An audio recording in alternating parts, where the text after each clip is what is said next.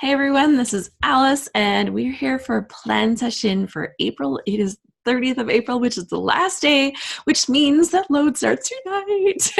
I'm really excited. The whole magical theme all came together so nicely, and that was just such a delight in being able to bring this one together because I always have these few moments of panic. It's like, oh, is this really a good idea?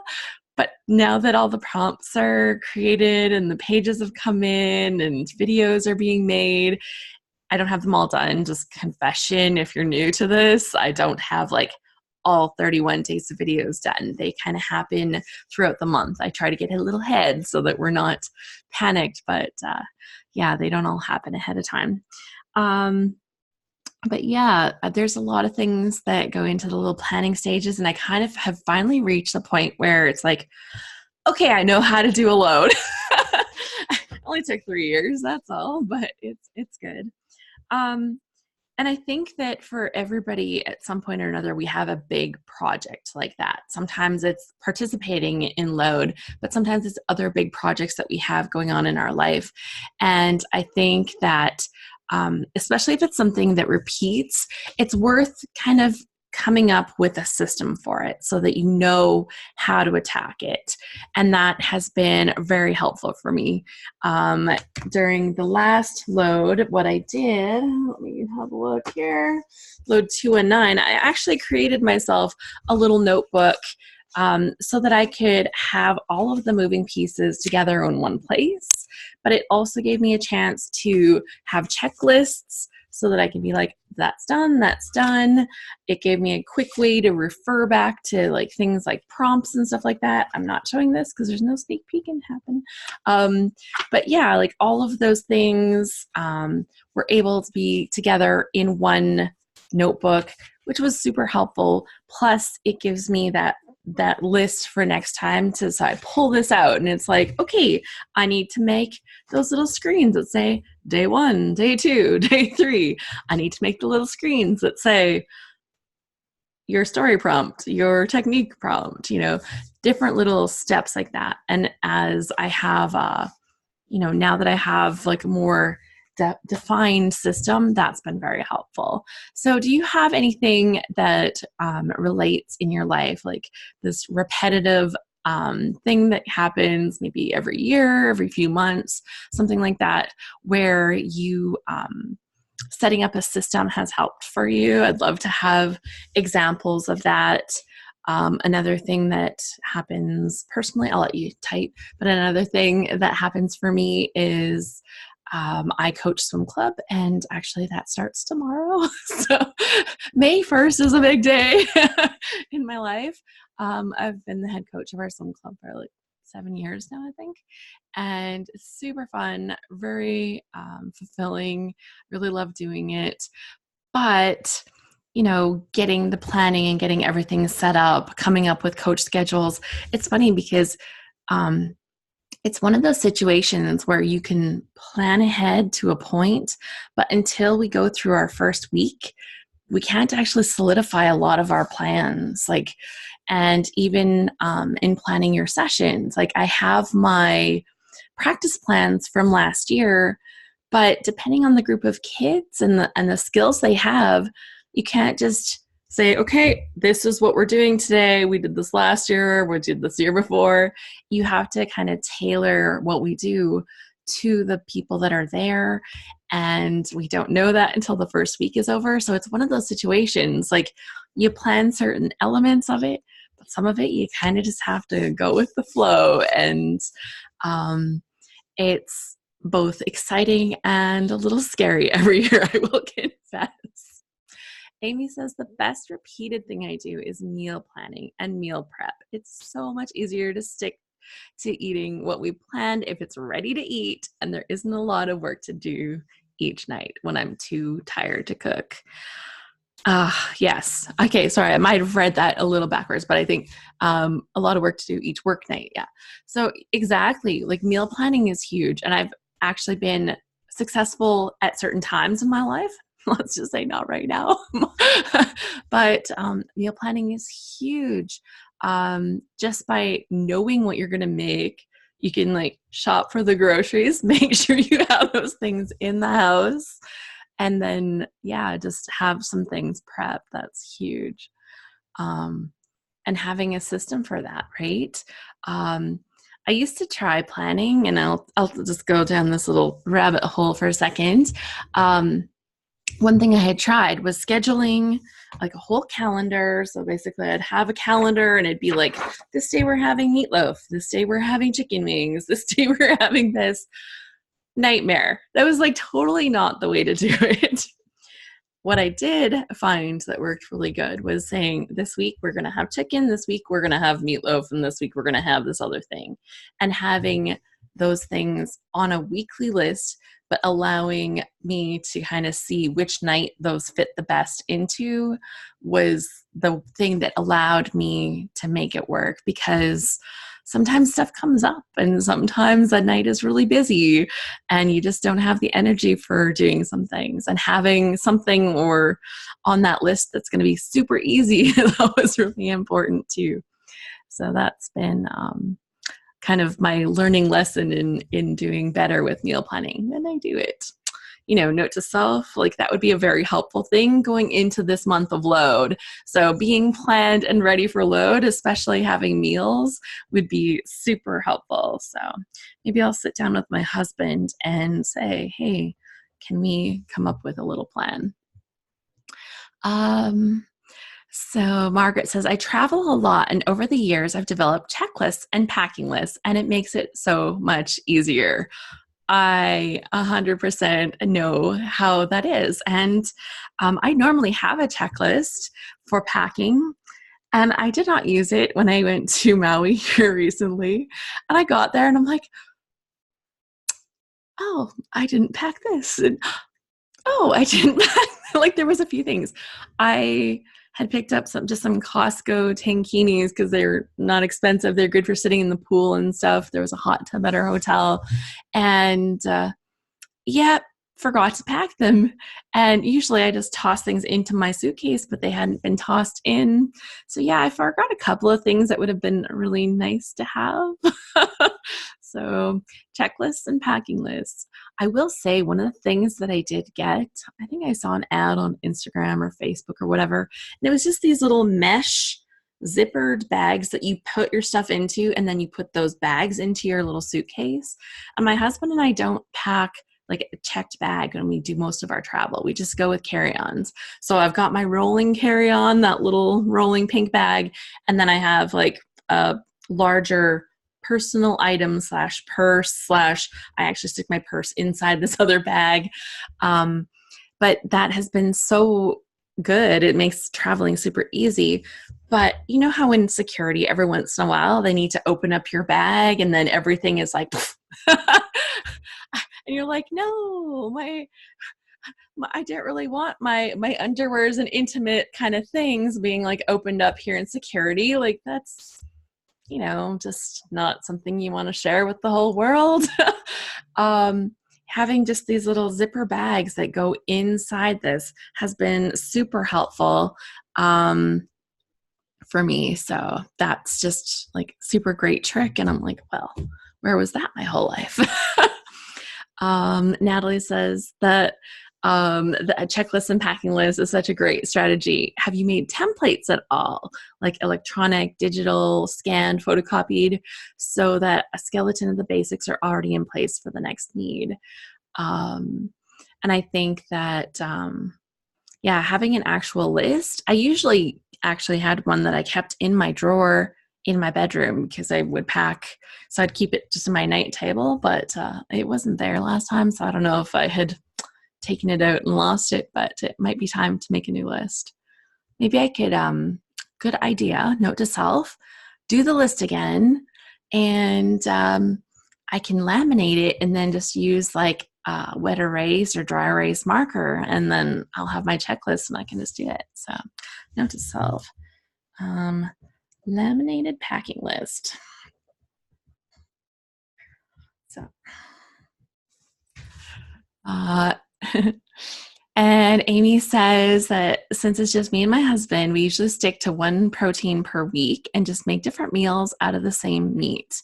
That sounds like an easy plan, right? So that it's just like, there we go. And it's funny because my husband, you'd think that he grew up, he's the third of 6 boys in his family.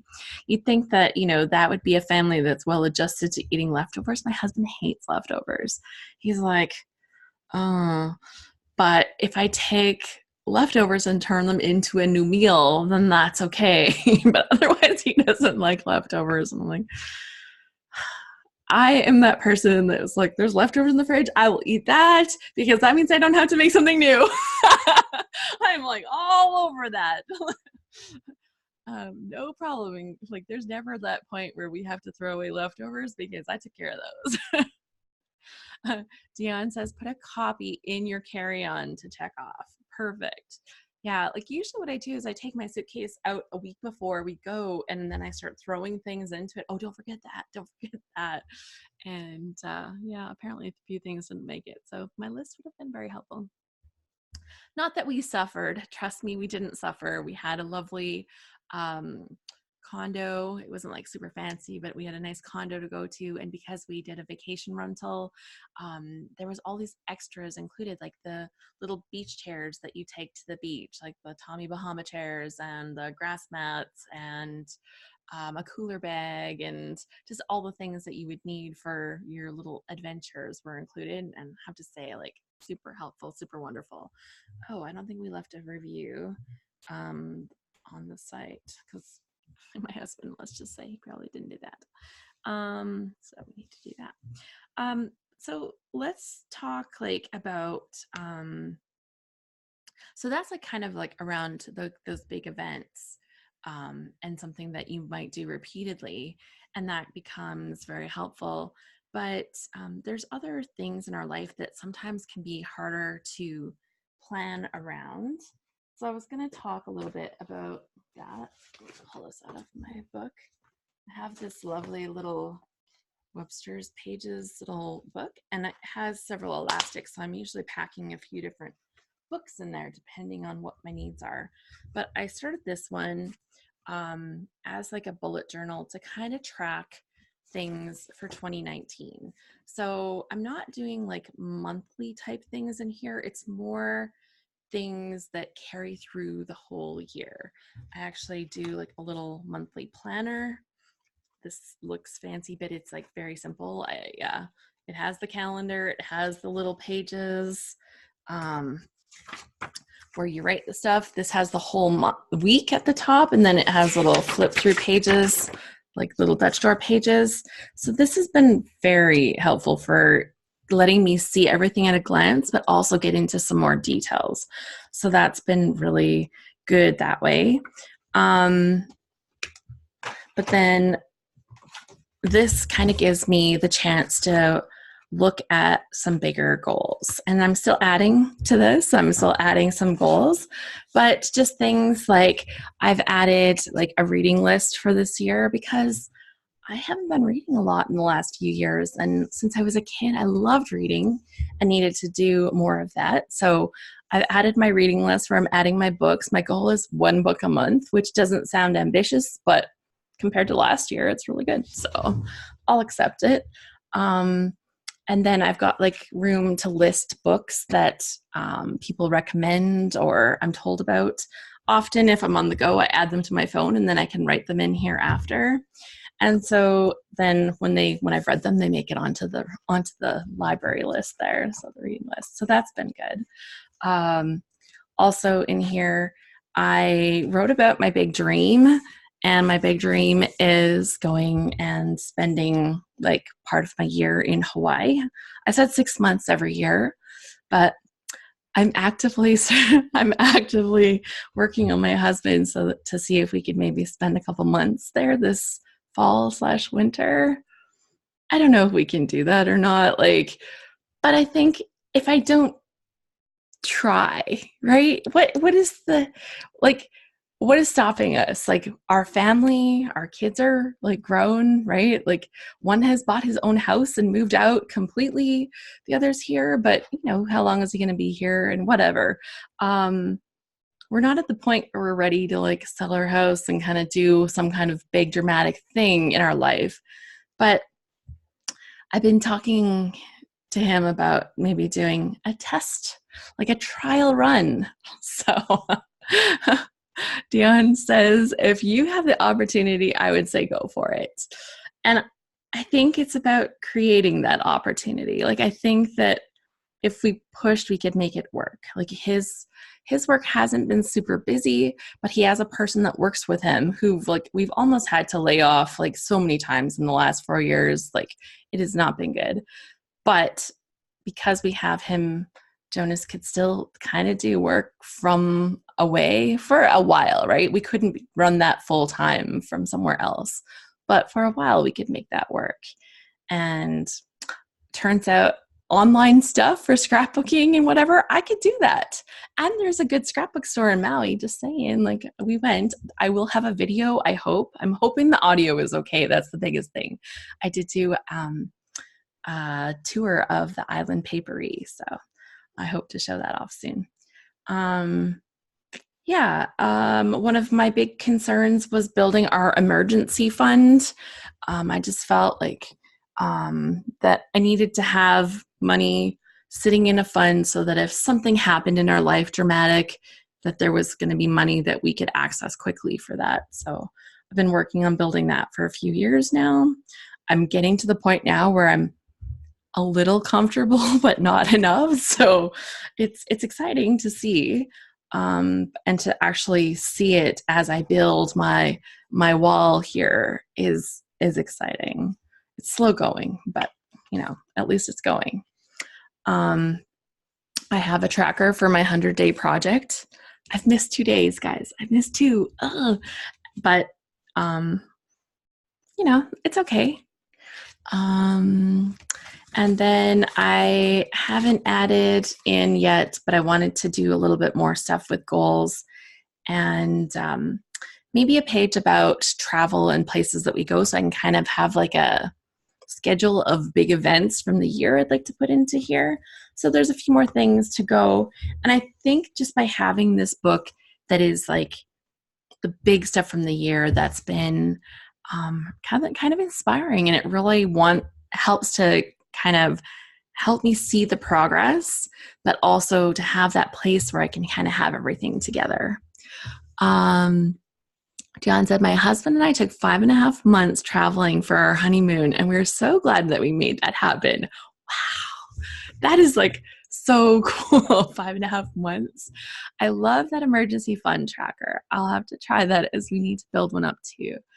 And you know, I've read different books, Susie Orman, and also in Canada, we have Gail Vaz Oxlade. I've read some of their books, watched some different things that they've done on TV and stuff. And both of them recommend, depending on your life circumstance, they say 3 to 6 months, sometimes more is even recommended for emergency stuff. With my husband's business and the work that he does, it's refrigeration and air conditioning. Yes, we live in Canada. Yes, he still does that stuff.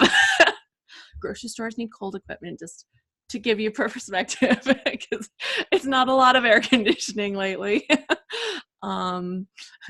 I know they talk about global warming, but people haven't needed a lot of air conditioners lately, let's just say. Yeah, with his work, like if something happened and he couldn't go to work, that would be a struggle for us. And I think like having a certain number of months of functionality is really important. So. Yeah, so that's kind of the whole bullet journal, the goal tracking, and just tracking that life stuff. I think that's kind of important, and I've really liked how it's keeping me focused into this year, right? My one little word, which I had right in the beginning, is bold, and I'm trying to find different ways to keep that to keep that into our life and to find different ways. Like I have a little thing that I have right here on my microphone, so I can look at it and be like, oh, that's my word, and to be a little bit braver with some things that scare me. Amy says, do you ever track any daily habits or weekly habits? I don't. Sorry, my nose is like really itchy. So that's like really uncomfortable on camera. Do you ever track any daily habits or weekly habits? This 100 days is probably the closest. I find I'm like super bad with tracking that kind of stuff. And when I thought about doing it, because when I started doing this little book, like it's like, oh, I can put all these things in here. And I just thought there'd be some things I would find really helpful to put in here, but some of those things that are helpful, like do this every day, will kind of end up in my monthly journal. So that would be about as close as that gets, but otherwise, no. I did kind of consider like making myself like a gold star chart for laundry. It's like, we've talked about this before. It's something I'm terrible with. And I thought, that might be kind of fun, is if I had a gold star chart every time I did a load of laundry, I could give myself a gold star to be like, look at all the laundry I did. And maybe that one might help me get that done a little bit better, but oh my gosh. So yeah, I haven't actually committed to that, but if I happen to see some gold stars when I'm out and about, who knows, it may happen. Yeah, so for me, the multiple mini books, you can see that I have, multiple things going on in these little traveler's notebooks. When I was on my trip, I did like my little travel book. I've kind of showed that off in a couple other places, but that was really good to kind of keep track of that holiday. I do have my monthly book. I have this yearbook. I have a book where I keep track of some Scrap Happy things in it. And then the loads, like when I went to Creativation, because I had so much stuff happening with there, I just put that all into a book. Reunion has its own book. So yeah, there's a lot of little books, but I'm finding it's very helpful. And because I can take like 4 or so of them in my little notebook, I just take the ones that are applicable right now. Obviously, once March and February and January were over, I don't need to have constant access to them. So I'm keeping them handy here just in case I need to refer to them, but they're basically just on my little shelf right now. And they can get put away. I think at the end of the year, it'll be really cool though to kind of look and be like, look at all the books together. Like that was kind of little peek into our life. And will I keep them forever? I don't know. Like, I don't know if I'll keep those monthly ones. We'll see. I have no problem with finding space in this room at this point, but I think that I could see letting them go at some point, maybe not immediately. It might be the kind of thing I want to look back at something within the first year, but after 2 years, I can't see keeping them. I don't know. Maybe. I'm not going to commit right now. How about that?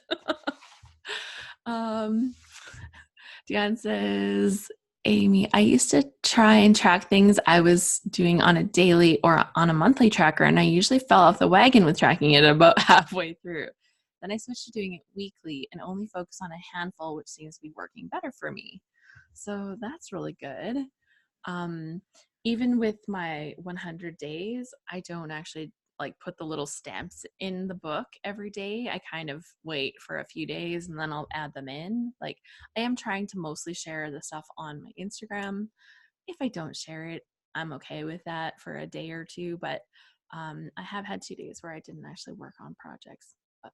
That's only 2. Like so far, that's not bad. I'll give myself a pass on that. Amy says, yes, I only track 4 to 6 each month. I change them every month and I pick them very intentionally. So that's really good. So other things that I struggle with around here, we've mentioned the L word, lovely laundry. But, it's actually amazing that um, I've made progress on a few different areas in my life, and it's like such a relief, I have to say. Like you can probably see, like just like the calm kind of like relief that I have. I used to struggle with trying to keep the kitchen clean because it just always felt like everybody was working against me.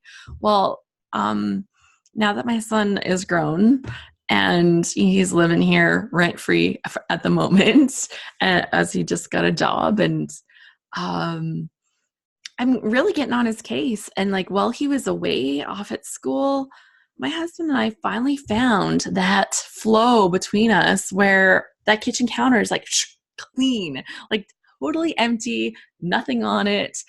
And I love that feeling. Like, I'm like, how come I couldn't have found that sooner? Because it is such a relief. It seems like it was this constant battle before. And now walking into my kitchen, it's like, oh, it's all nice having that counter clean. Um, so it's funny how those changes, when they happen, can be so worth it. So I encourage everybody to find the things that help. One thing that I found in our kitchen was right when you walk into the kitchen, um, we have this big island in the center. And at the very end of the island, right when you walked in, we had little USB plugins. So you could plug your iPhone cords and stuff like that and have things charge on the end of the counter. And that sounds like a good idea, except it's right there on the end of the kitchen island. So once an iPhone was there charging, a water bottle was set beside it and somebody would leave a dirty dish there and the dishwasher's just down the island a little bit further. And it just kind of gathered stuff. Somebody, like my son, would put his stinky socks there. Like, let's be real, like this was life. And it just became this attraction point for all of the clutter and all of the chaos in our house. So the one day I'm like, I just can't have this stuff here anymore. And instead of having that little USB plug-in thing on that end of the counter, I had my son move it to the other end of the counter, which had there was basically just plug-ins for regular things. Like you could put your blender there and use it or whatever. I had to move that special port thing with the USB chargers to the other end of the counter. And it was amazing the difference it made. So just this tiny little move from this end of the counter to that end of the counter, you think, what difference will that make? It was all the difference. I think it's because it was that first entry point to the room and it was just like dump stuff there. And because one thing was there, it invited other things. Like they talk about this broken window thing in neighborhoods, right? Where if there's one broken window, other people start to disrespect the neighborhood, and one broken window becomes graffiti and more broken things and broken fences. And, it can kind of just snowball and invite other people to not care and not be as invested. And that charger thing was our broken window in our kitchen. So identifying that really helped to instigate this change in our kitchen. And it's funny because that charger and that phone can charge on the other end of the counter, but because it's not right there when you walk in, it's just a spot for the phone to charge. It doesn't become everything else. So, amazing. So do you have a spot in your house that attracts the clutter and attracts the stuff, like that dumping point that always seems to be that place where things get left? That we had that spot on the end of the counter. It's gone now. Our dining room table, we do put like mail and stuff on it, and then I claim it every Thursday when I go to my office, so it doesn't sit there forever. And then a couple other things will pile there, but I clean it off, and then it's actually really good for a while. Margaret says, just one? No, I think every room can have something like that. I know in my scrapbook room, right beside the door, I put things that I plan to take downstairs, and sometimes I don't take them downstairs and put them away. So they sit there too. But like those little spots that collect that stuff, man, it's like insane. Yeah, it says our dumping spots are the kitchen island and our coffee table. For my son, it's the sofa as well. Yeah, and I've noticed with my son, if the coffee table in the living room is clean, he will take his dish and put stuff off of it. But if there's one other thing on that coffee table, he'll leave his dish there when he walks away. It's just like that invitation has been made. Now I can leave crap behind. I'm like, no, you can't. You must not. So I'm retraining him. I'm like, man, I did a bad job as a mom. So now I need to retrain him now that he's an adult. All good. At least I'm having that second chance right now. Yeah. So the household chores and that kind of thing.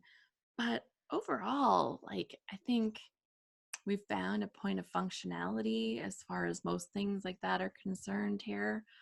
It's been kind of good. Could things be cleaner? Absolutely, they could. Could I do more dusting and vacuuming and all of that? All of the above. It could happen more, but things get cleaned and things get swept, and if I'm walking across the floor with bare feet, which I do all the time because I don't like wearing socks, um, all of a sudden I know I'm like, oh, this floor is gross. I need to vacuum. I need to sweep. Maybe I should pull out a mop.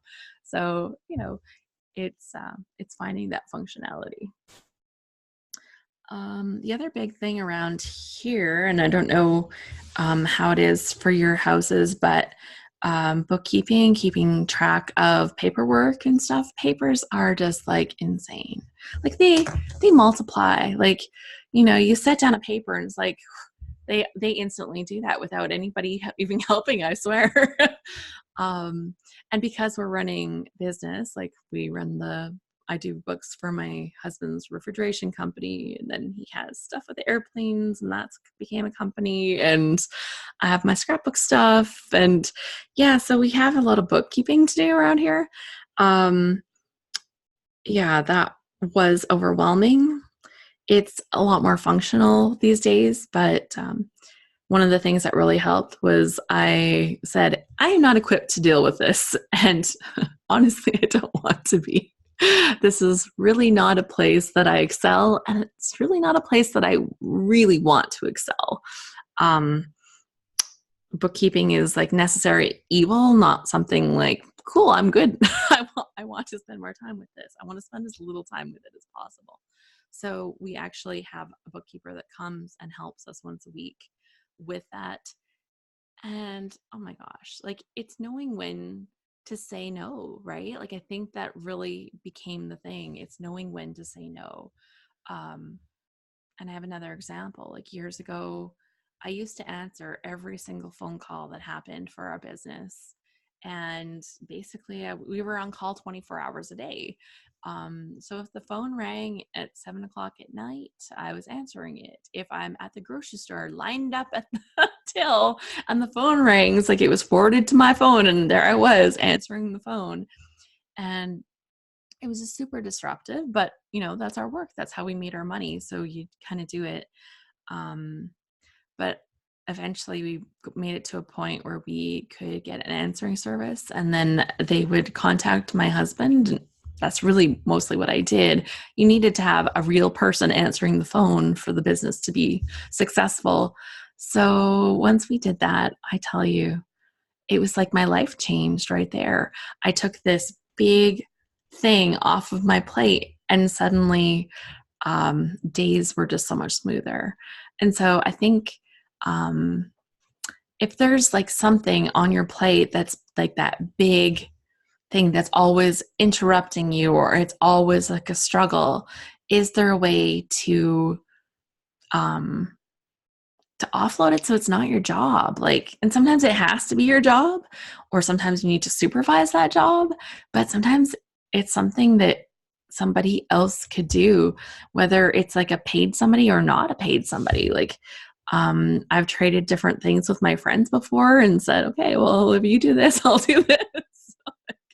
you know it's it's just one of those things that you just kind of do.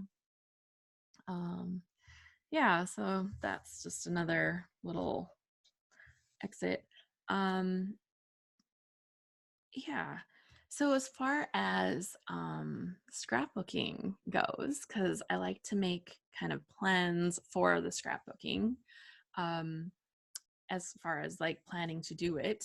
Thankfully, with Load, it gives me automatic accountability. And I love that so much. I love knowing that I have the daily prompts to inspire my pages. So I'm really looking forward to this month of scrapbooking. I am planning to do my scrapbooking every day. I was able to do that in February, and that it just felt so good. One thing that I have done in the past is I've worked on my stuff in the evening, and I have to say that's my creative time. So, how about you? Are you like a morning person? Can you craft in the middle of the day? When do you do your crafty stuff? And is that your preferred time of day, or do you actually prefer a different time of day? Because I tend to do my crafting at nighttime. It's like something turns on in my brain at 10 o'clock at night, and it's like, oh, the creativity is here. And I have to say, like, I struggle when I craft in the morning or afternoon. Um, and it's funny because I do the Scrapbook Live things usually at 10 a.m. my time. And it's like, my brain is just not on this yet.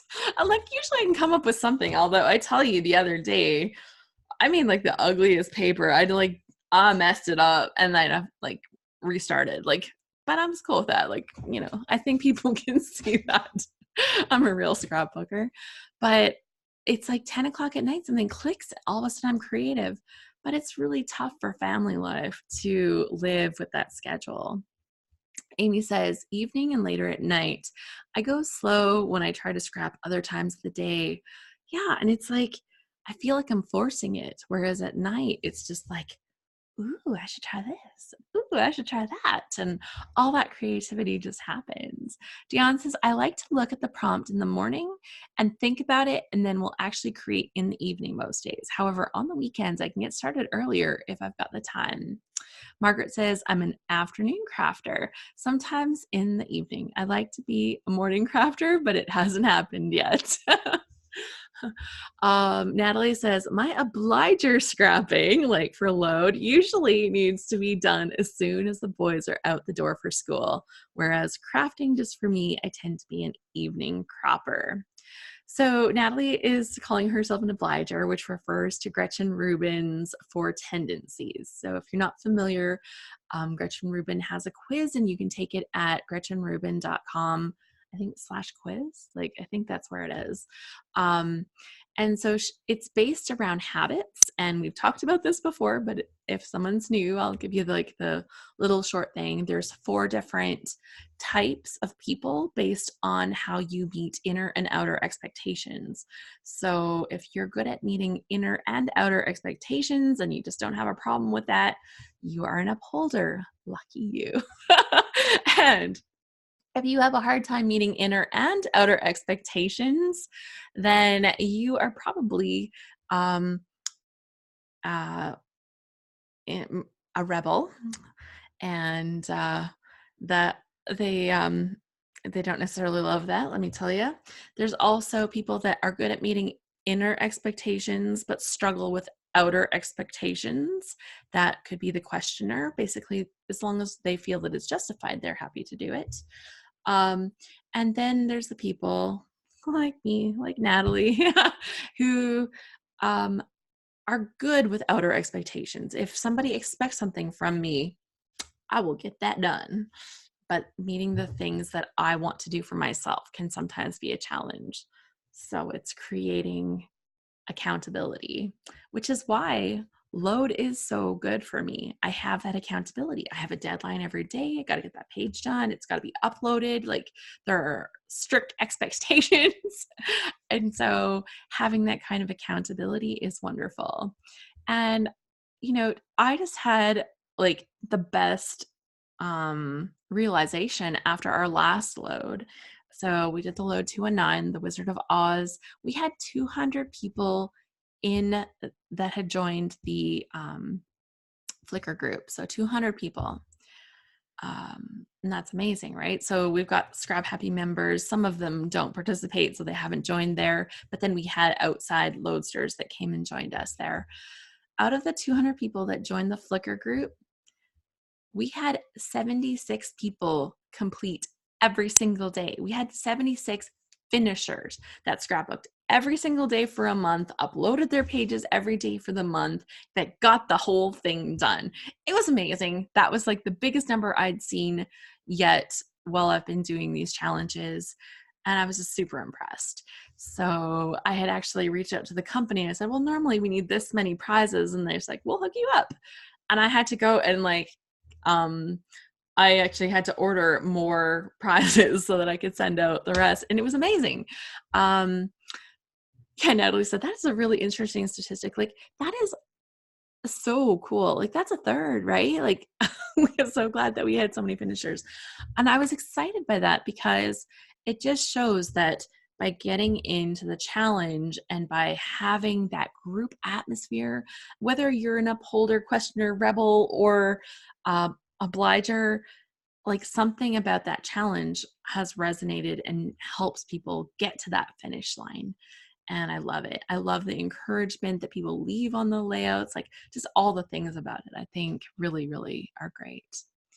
Has anybody else done Gretchen's quiz? Oh, thank you, Natalie. She shared the link.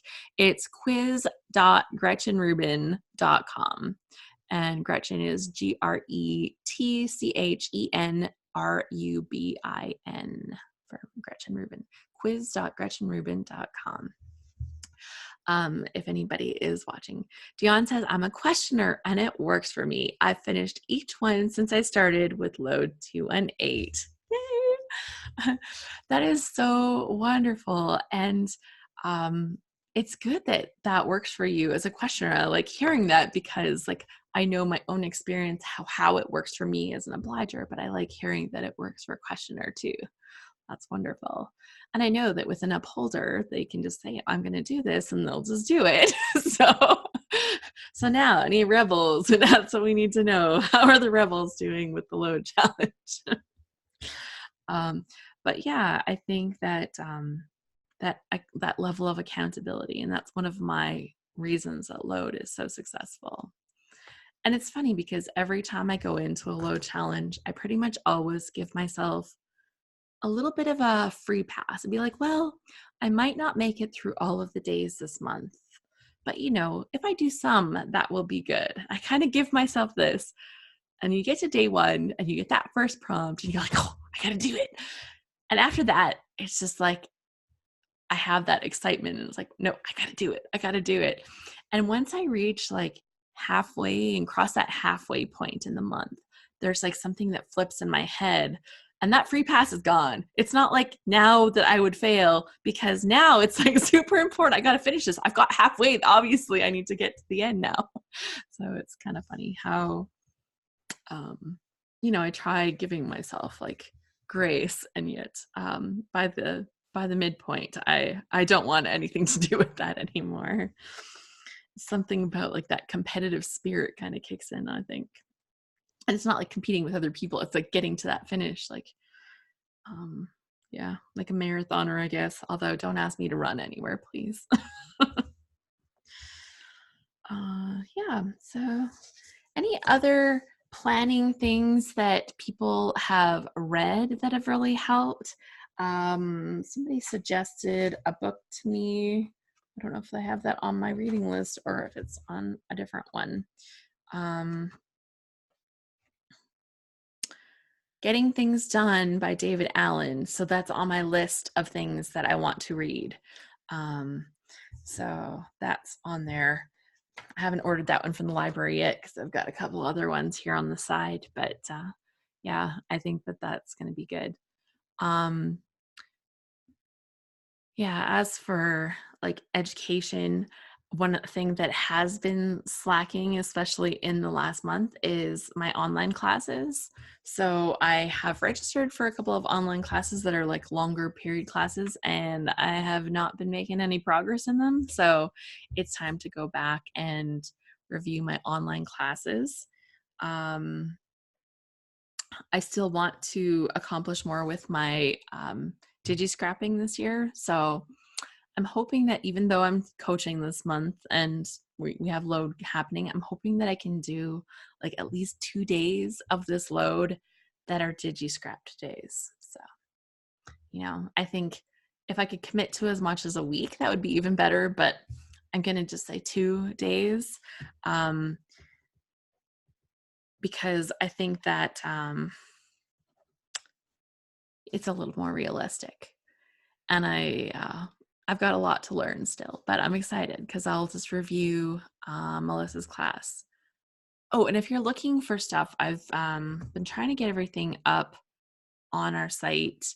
When you log in under the members only tab, there's now a category there that is like the past Scrap Smarter sessions that should be mostly available there.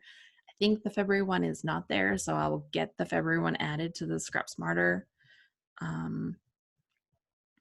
But the other ones are there. When we did the site update, there was some things in the way they work, in the way I have to enter things are different. So I'm like adjusting to that new style. And then we had the whole site issues, but thankfully that's all fixed now. All good. Moving forward, it looks good again. So that's all good now. So it's just learning how to work within that new system, new templates. Like there's different templates in the way you build the posts, but it provides me some different opportunities in creativity. So I have to accept that I'm learning new stuff because it's going to give me more good stuff, more good opportunities, although sometimes I tell you. But yeah, the Scrap Smarters are there. There's also a link there for past load challenges. I've got a lot of them posted there. They only go back for the 3 years since I've been running the Scrap Happy group, because Lane did the previous ones before that. They were hosted on her other website and that didn't come over with us. But yeah, there's a lot of stuff there. So if anybody's ever bored and they're like, I don't know what to scrapbook, there's a lot of good prompts there. Lots of good stuff. Yeah, yesterday was our Scrap Smarter session, and we did an interactive page. I know I had a few of you there, but I did a video that showed how to do this interactive page. So if you missed that, the replay is available for that Scrap Smarter. So it has all the directions, sizes. I walk you through the video. Deanna says, I missed it and we'll watch the replay. Yeah. And that is, you can actually catch it right now. The link is just under the Scrap Smarter menu tab, but after this week, it doesn't exist there anymore. It gets closed down to just our Scrap Happy members.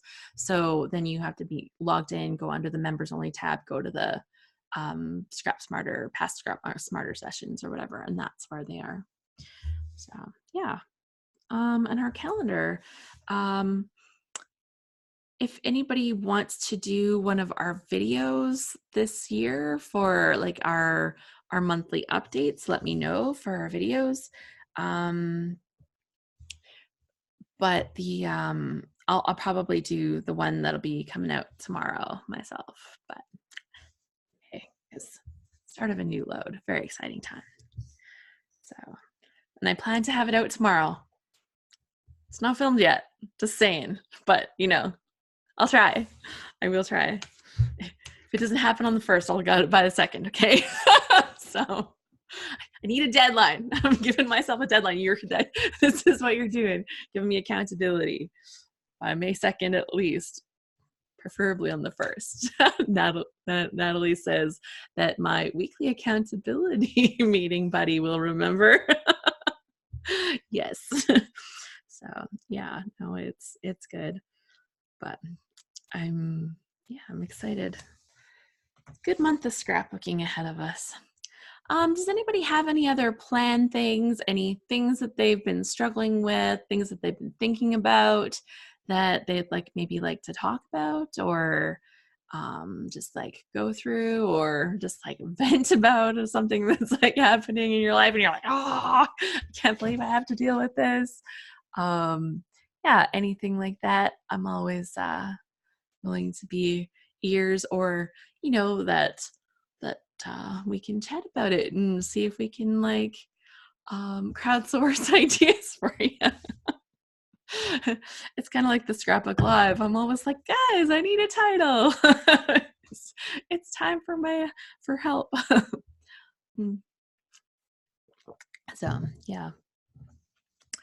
And if you've seen like any books or anything like that that are really good about something like that, that would be good too. Dion says, Alice, I know for load months you've got your accountability built in, but what about non-load months? Ooh, like for the scrapbooking? So with non-load months, I definitely have the Scrapbook Live session where I try to get like 2 pages done. I used to always do a pocket book, and then lately I haven't been working on my pocket album as much, and I'm not sure if I want to continue it or not. And I really loved when I was doing it, but I also haven't been missing it. But maybe I am not missing it as much because I'm doing other little things like this and I'm telling stories in different places. So I'm not sure. As for accountability for that, I do have a couple of meetings once a week. And one of them, I chat with Deidre and we talk about Scrap Happy events and different things like that, which helps to keep me on task. And she helps out with different things. So I have that. And then as for like life in general, I have a weekly accountability meeting with Natalie. And that has been really good to help me. Sorry, I just saw a comment come out.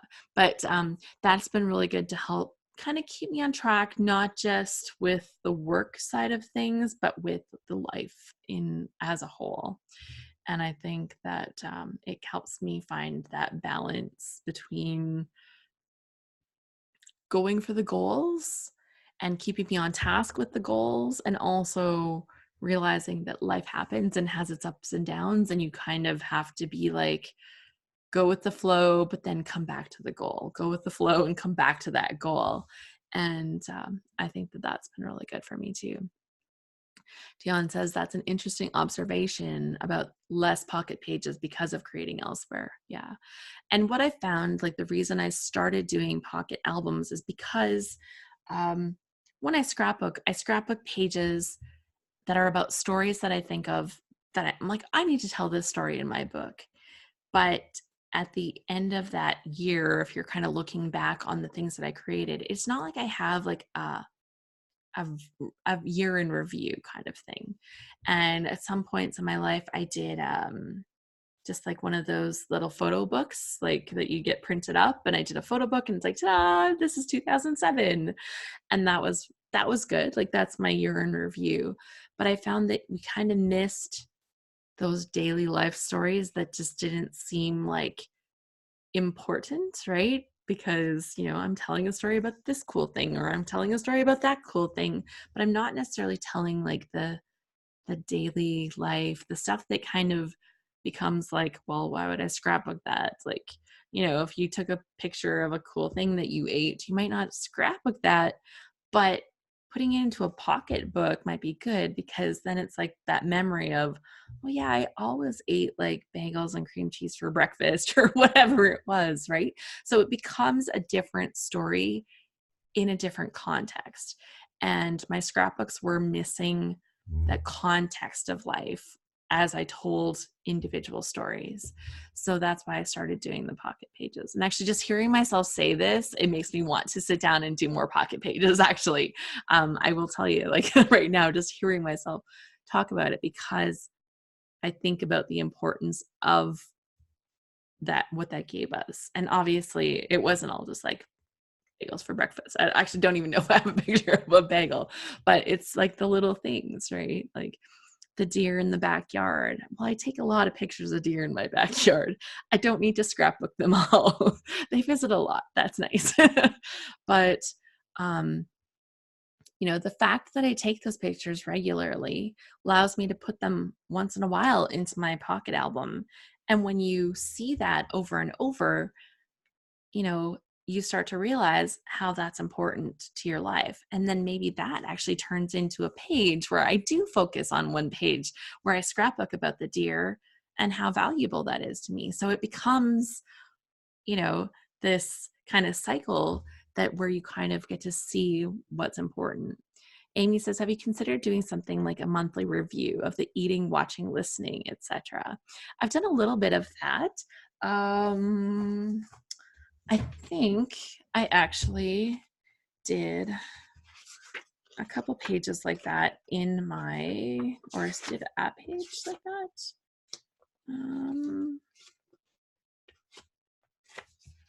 Yeah, so I was working on a little bit of that here in my March book when I was doing March. And I think when I had spaces in the book, instead of just leaving blank pages, and I did leave blank pages, like this is like very much a function book.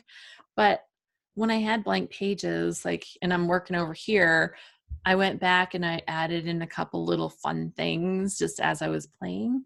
And so having that in here kind of gave me the thing. It could be in my pocket book, it could be anywhere, but it just ended up in here as I was playing. I had fun stamps in front of me and I had new inks in front of me and I'm like, oh, play. But by having those kind of prompts, it just gives you this little glimpse into what you're doing in your life right now. And I love that. Amy says, I like that I can see what movies or TV shows I was watching with my husband each month in my memory keeping traveler's notebook. It's the last layout of the monthly memory keeping. So that's really cool that you kind of have like this system so you can go back and you know where to look for it and find that. And I just think that those little observations, like it might not seem important when we're watching, okay, I watch Dynasty, guys. I love it. It's like super horrible and I love it. It might not seem important when I'm watching Dynasty and it doesn't feel important ever that I'm watching it, but it makes me laugh. It makes me smile. And, the fact that I watch that kind of crap, it's kind of funny. So, if I don't put that in there, am I really telling the story about my life if I only put I listen to TED Talks, like I love to watch a TED Talk when I have breakfast kind of thing. And it's really funny because it's easy to put that into your journal because it feels like I'm so smart and I do these intelligent things and whatever. But if I don't also put in there, I watch Dynasty in evening when I'm scrapbooking, I think that it just admits this fullness of my life and the person that I am. So World of Dance is what we're watching right now, says Amy. Yeah, no, so I like that kind of stuff. And and I think it's just so applicable to seeing stuff. In one of my books that I did last year, I actually did a page where I represented all of the podcasts that I was watching or listening to at the time. And I was on the road back then, with my son. So I listened to a million podcasts. It was crazy. I was always driving. I had an hour and a half to 2 hours every day, literally every day to listen to podcasts. And I did plenty of that. So it was just so cool because even 6 months later, I wasn't listening to that one or that one, but now I'm listening to this one and just seeing that gradual shift in how that changes over time was pretty cool. So yeah, it's just really funny. But and I think it's only it's finding the ways to attack these kind of things. And I'm just going to wrap up in a few minutes here, but I think it's a kind of finding the ways to tell that broad story of our life so that we have an overall view, but we can also dial in and really get up close and personal on some of those stories that, has kind of encouraged me, forced me, I don't know, like pushed me into finding different formats, right? And um, that's why I started the Pocket Page. And one thing I love about these traveler's notebooks is that, while they feel permanent, they feel very simple. It doesn't feel like this huge commitment to do something in these little books. So that's been really fun. And I think that as a whole, I feel like I'm representing my life better. So while I don't have a ton of accountability on the non-load months, these other little things are helping me to fulfill that broader aspect. Whereas in load, I tend to dial in on more specific stories. And Dion says, I like that doing Pocket Pages gives me an appreciation of the seasons of our life. Oh, you said that perfect. You said that perfect. It's like the seasons of your life. And Pocket Pages and these little traveler's notebooks really do that for me. They kind of fill those other spaces, the broader stories. Anyways, we should probably wrap up, but thank you for joining me for the plan session. Our first load prompt goes out tonight. It will be out at 9 p.m. Pacific time. That's midnight Eastern time. And that's only a few hours away. So I'm really excited about that. Natalie says, what plans do you all have for International Scrapbooking Day this Saturday? I hope you all get loads of time to savor your craftiness and get your scrap on. I am actually going to an in-person crop in my town. Close to my heart lady that I know, she invited me to her event, and I'm like, I would love to come. I thought I might do some live stuff on camera, but I don't know if I'll have internet there to do anything, or what that whole situation is going to be like if I'm in this room. But we'll see. If I can, I'll do something while I'm there. If not, maybe I'll just have to do something on another day with everybody. And I love doing that too. Of course, my wild hair kit arrived today, the one that I didn't have for Saturday.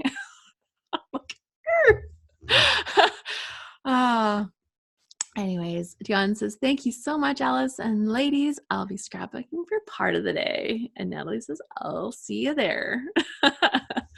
Yay. Okay. Well, I hope you have a wonderful day. Thanks for chatting with me today. It's going to be a good month. I think that we will do one of these sessions in May, but then we might take the summer months off again. That's what I've done in the past. And I think that just kind of gives credence to the time of year and what it is, where I don't do as much planning. But if there's important things, we'll come back and we'll have a surprise session. But we'll still do one of these in May. So watch for that on the calendar. That hopefully will be out tomorrow or the 2nd. Okay, I will talk to you later. Have a great day. Happy scrapping. Bye.